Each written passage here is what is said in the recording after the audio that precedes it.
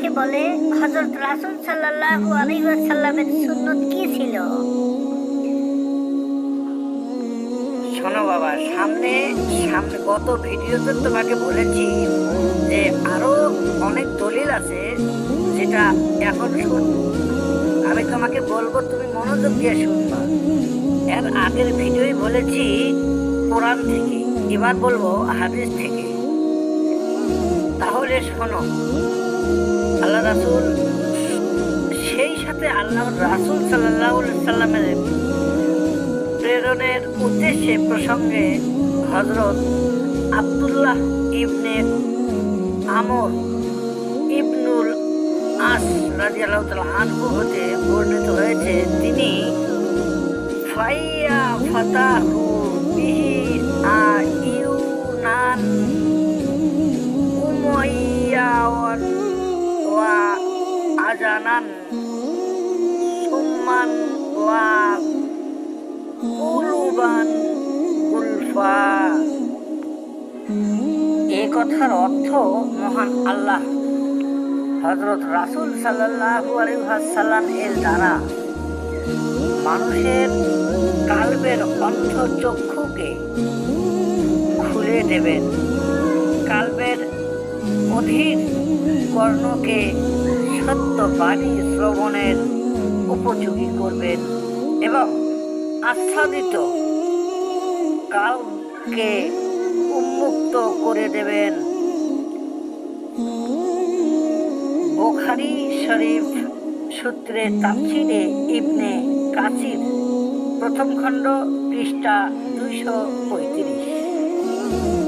যেমন নবুয়তের পরবর্তীতে বেলায়েত যুগে হিদায়েতের দায়িত্ব নিয়োজিত রাসূলের উত্তরসূরি ওলি আল্লাহগণ হযরত রাসূল সাল্লাল্লাহু আলাইহি সাল্লামের সুন্নত বা তরিকা অনুসারেই মানুষকে সুশিক্ষা দিয়ে থাকেন। অর্থাৎ মানুষের বাহিক্য, চরিত্র এবং আত্মিক উন্নতির বিধানেই তাদের লক্ষ্য। তাদের শিক্ষা পদ্ধতি অনুসরণেরই হযরত রাসূল সাল্লাল্লাহু আলাইহি ওয়াসাল্লাম এর সুন্নত আদায় হয়। ফলে মানুষ তার আধ্যাত্মিক উন্নতির নিজেকে নিজেই সুস্পষ্টভাবে উপলব্ধি করতে পারে, যা কিতাব পড়ে বাহিক্য ও আনুষ্ঠানিক ধর্ম আচরণের মাধ্যম অর্জন করা সম্ভব নয়। এজন্য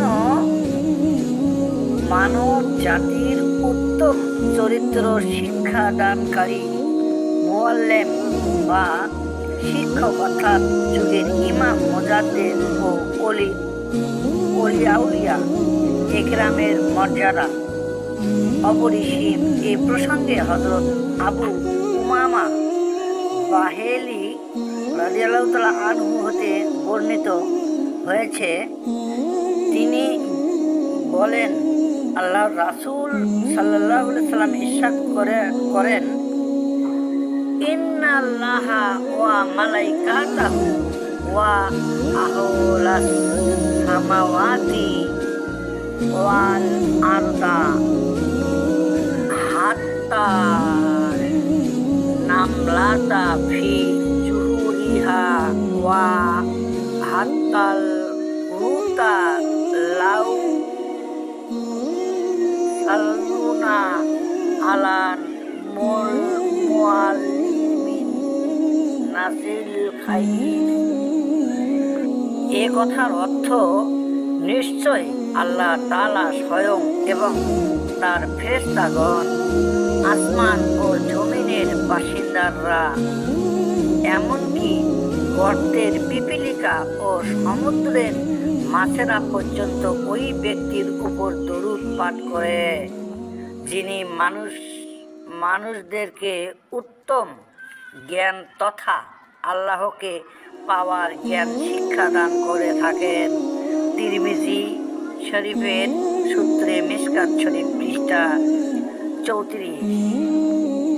সুতরাং নবুয়ত পরবর্তী বেলায়েতের যুগে রাসূলের সুন্নত বা তরিকা আমল করার উপযুক্ত প্রশিক্ষণ নিতে হলে নায়েবে রাসূল ওলি আল্লাহ সহচর্যে যাওয়া একান্ত প্রয়োজন। তাহলে দেখো বাবা, আল্লাহ কি বললেন এবং বান্দা কি করতেছে। এইভাবে যেভাবে মাজার শরীফগুলো ভাঙতেছে, আসলে এরা চাইছে যে আল্লাহ এবং আল্লাহ রাসূলের আদর্শ যাদের কাছ থেকে আমরা পাবো, তাদের মাজার ধ্বংস করে দিলে এই লোকগুলো আমাদের মুখ ফিরে চলবে। কিন্তু না, মানুষ বোঝে, ধর্ম সম্পর্কে বোঝে যে সর্বপ্রথম এই আমাদের সারা বিশ্বে ওলি আউলিয়ারা আল্লাহ রাসূলের আদর্শ চরিত্র প্রচার করেছে। আর এই প্রচারকে রুদ্ধ করার জন্য কিছু দল তৈরি হয়েছে, যাতে আল্লাহ এবং আল্লাহ রাসূলের ধর্মকে ওইভাবে প্রসার না হতে পারে। আসলে দেখেন কত সুন্দর আপনি হাদিস এবং কোরআন তাফসীর থেকে দলিল দিলেন। আসলে এইভাবে যদি আমরা কাউকে প্রশ্ন করি জানার জন্য বা নিজে আমল করার জন্য, সঠিকভাবে ওই প্রশ্নগুলো উত্তরগুলো আমরা পাই না। কেন? আসলে আমি তো বুঝতে পারি না কেন এরা এই আমাদেরকে এত বড় বড় মাহফিলে আমাদেরকে সেই জ্ঞান দিচ্ছে না। এনারা কি আসলে আল্লাহ এবং আল্লাহ রাসূলের পক্ষে বলে নাকি আসলে মুখে মুখে বলে? না, বুঝি না কেন এনারা এইসব করতেছে। তাহলে আজকে আসি। আসসালামু আলাইকুম। ওয়া আলাইকুম আসসালাম ওয়া রাহমাতুল্লাহ।